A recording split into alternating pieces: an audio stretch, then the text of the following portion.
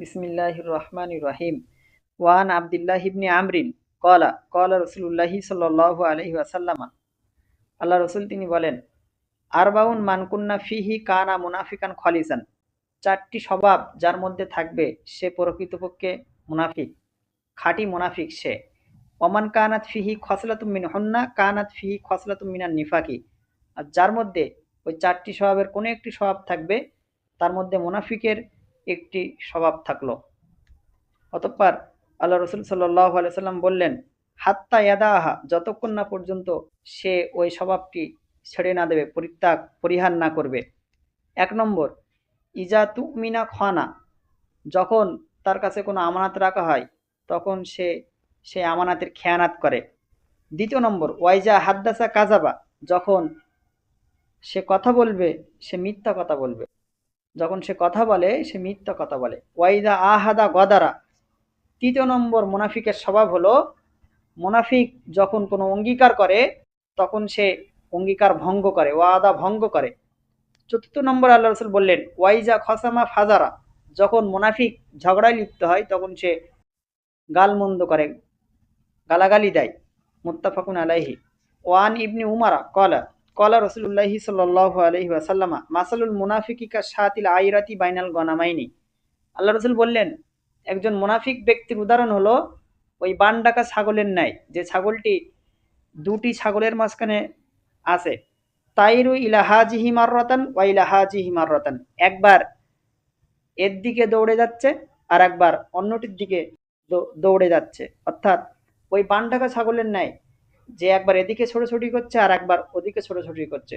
তো মুনাফিক ব্যক্তিও ঠিক অনুরূপ, একবার মুসলমানদের কাছে এসে বলছে আমি তোমাদের সাথে আছি, আমি মুসলমান, আবার একবার মুনাফিক কাফেরদের কাছে গিয়ে বলছে যে আমি তোমাদের দলে আছি, আমি মুসলিম নয়। রওয়াহু মুসলিম। আল ফাসলু সানি আন সফওয়ান ইবনে আসালিন ক্বালা ক্বালা ইহুদিয়ুন লিসাহিবিহি, একজন ইহুদি তার সঙ্গীকে বলল, ইজাহাব বিনা ইলা হাযান নবী সাল্লাল্লাহু ইলা হাযান নবী। একজন ইহুদি সে তার সঙ্গীকে বলল যে আমাকে নিয়ে চলো এই নবীর কাছে। ফাকালা লাহু সাহিবুহু লা তাকুল নবিয়ুন, তখন তার সঙ্গী তাকে বলল যে তুমি এনাকে নবী বলো না, কারণ ইন্নাহু লাউ সামিয়াকা লাকানা লাহু আরবাউ আয়ুনিন, যদি সে শুনতে পায় যে আমরা তাকে নবী বলছি তাহলে তার চারটি চোখ হবে, অর্থাৎ সে আনন্দে আত্মহারা হয়ে পড়বে।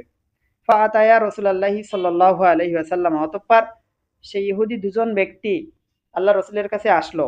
ফাসালাহু আন আয়াতিন বাইয়িনাতিন, এবং তারা দুজন আল্লাহ রসুলকে জিজ্ঞাসা করলো পরীক্ষা স্বরূপ সুস্পষ্ট নিদর্শন সমূহ সম্পর্কে। ফাকালা রাসূলুল্লাহি সাল্লাল্লাহু আলাইহি ওয়াসাল্লাম, তো আল্লাহ রসুল এক এক করে বললেন, লা তুশরিকু বিল্লাহি শাইয়ান, এক নম্বর তোমরা আল্লাহর সাথে শিরক করবে না। ওয়ালা তাসরিকু, তোমরা চুরি করবে না।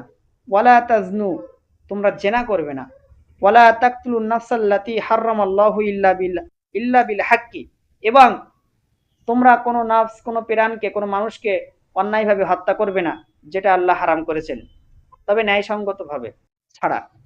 ওয়ালা তামশু বিবারিয়িন ইলা জি সুলতানিন লিয়াকতুলাহু, এবং কোনো নির্দোষ ব্যক্তিকে কোনো ক্ষমতাদার ব্যক্তির কাছে নিয়ে যাবে না তাকে হত্যা করার উদ্দেশ্যে। ওয়ালা তাসহারু, তোমরা জাদু করবে না। ওয়ালা তাকুলুর রিবা, তোমরা সুদ খাবে না।